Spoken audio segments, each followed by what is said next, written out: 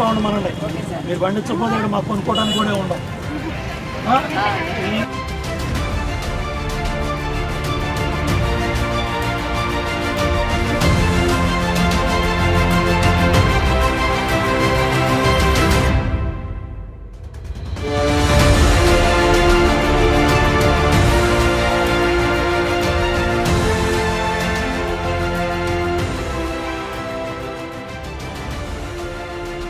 ఒక ఎకరానికి 1,50,000 పెట్టాడు పెట్టుబడి. సుమారు ఎన్ని ఎకరాలు తీసుకున్నాం? 5 ఎకరాలు. ఎకరానికి 1,50,000 పెట్టాడు అంటే 7.5 లక్షల రూపాయలు వస్తే తప్ప నువ్వు బయటపడిన పరిస్థితి ఉంది.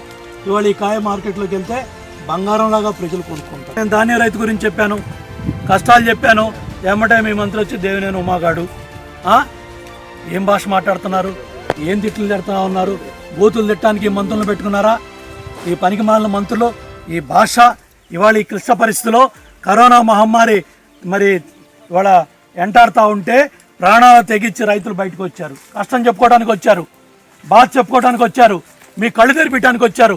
మీరు తాడేపల్లి రాజప్రసాదంలో పబ్జీ గేమ్లు ఆడుకోవడం కాదు. కమాన్ బయటకు వచ్చి సమాధానం చెప్పండి. మామిడి రైతునట్టు కాపాడతారు, ధాన్యపు రైతునట్టు కాపాడతారు, మొక్కజొన్న రైతునట్టు కాపాడతారు, ప్లస్ టమాటా రైతునట్టు కాపాడతారు, కర్బూజా రైతునట్టు కాపాడతారు, బొప్పాయి రైతునట్టు కాపాడతారు. టమాటా దేవినేని ఉమా చెప్పాడు కాబట్టి బూతులు తిడదామని కొడాలని అనుకుంటున్నావు. ఇదిగో ఘనకార్యం మంత్రిగా ఎలగబెడుతున్నావు. రెడ్డిగూడెం రైతు, మామిడి రైతు ఇవాళ ట్రాక్టర్ తెచ్చుకొని కూలీ వస్తూ ఉంటే కొడతా ఉన్నారు. గ్రామీణ ప్రాంతంలో కాయ కోసి ఆరబెట్టాలంటే కూలీ బయటకు వస్తే కొడతారా? ఏందయ్యా ప్రభుత్వం? మా తెలీదా? నేను దూరంగా ఉండలేదా? ప్రాణాలు ఇక కాపాడుకోవాల్సిన బాధ్యత మా మీద లేదా?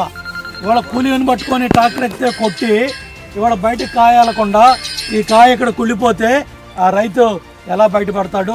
కాబట్టి ఇమీడియట్గా స్పందించాలి. ధాన్యపు రైతును కాపాడాలి, మొక్కజొన్న రైతును కాపాడాలి.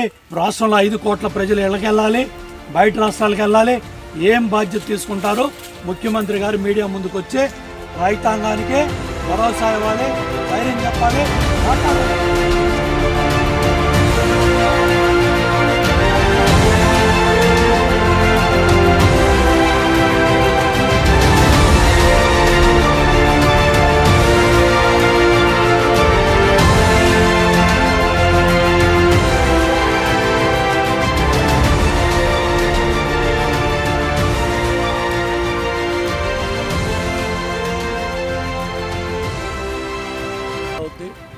కాబట్టి ఇమీడియట్గా ప్రభుత్వం స్పందించాలి.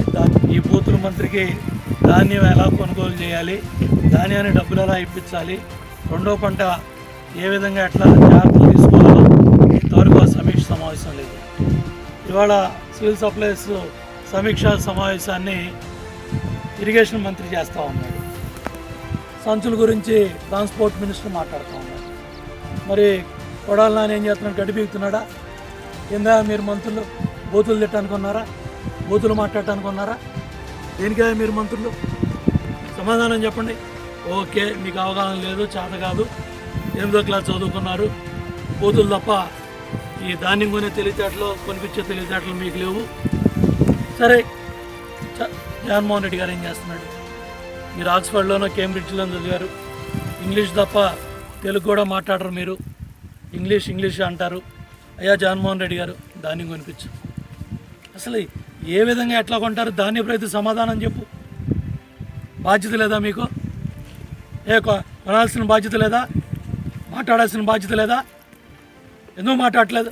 హై లెవెల్ కమిటీ అని చెప్పేసి మంత్రులకి అప్పచెప్పేసి 2-3 మంత్రులకి ఇవాళ మీరు తాడేపల్లి రాజప్రసాదంలో పబ్జీ గేమ్ ఆడుకుంటే సరిపోయిందా? వాళ్ళు రైతులు కన్నీళ్ళు పెడతా ఉన్నారు.